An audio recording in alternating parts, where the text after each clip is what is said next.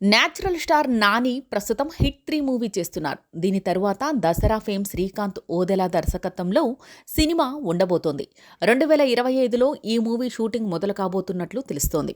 ప్రస్తుతం ఈ cinema pre production పనులు జరుగుతున్నాయి. అలాగే ఈ సినిమా కాస్టింగ్ని ఫైనల్ చేసే పనిలో డైరెక్టర్ శ్రీకాంత్ ఉన్నారు. ఇదిలా ఉంటే ఇప్పటికే ఈ సినిమాకి మ్యూజిక్ డైరెక్టర్గా అనిరుద్ రవిచందర్ని కన్ఫర్మ్ చేశారు. ఇక సినిమాలో ప్రతినాయకుడిగా కలెక్షన్ కింగ్ మోహన్ బాబుని ఎంపిక చేసినట్లు టాక్ వినిపిస్తోంది. చాలా ఏళ్ల తర్వాత వేరొక హీరో సినిమాలో మోహన్ బాబు విలన్గా నటించబోతున్నాడనే వార్త ఇప్పుడు హాట్ టాపిక్గా మారింది. ఖచ్చితంగా న్యాచురల్ స్టార్ నానికి మోహన్ బాబుకి పెర్ఫార్మెన్స్ పరంగా మంచి పోటీ ఉండబోతుందని అనుకుంటున్నారు. ఇదిలా ఉంటే ఈ సినిమాలో మరో సీనియర్ హీరో కూడా కీలక పాత్రలో నటించబోతున్నాడంట. అయితే అతను ఎవరనేది క్లారిటీ లేదు. త్వరలో ఈ కాస్టింగ్ గురించి పూర్తి స్థాయిలో స్పష్టత వస్తుందని అనుకుంటున్నారు.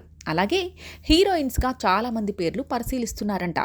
గతంలో జాన్వీ కపూర్ పేరు ప్రముఖంగా వినిపించింది. అయితే అలాగే మరికొంతమంది బాలీవుడ్ బ్యూటీస్ పేర్లు కూడా తెరపైకొచ్చాయి.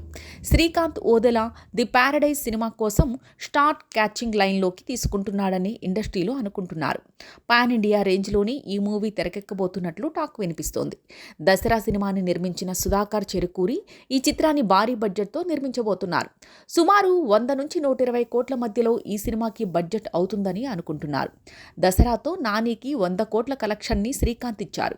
ఈ మూవీతో దర్శకుడిగా అతని ఇమేజ్ కూడా పెరిగింది.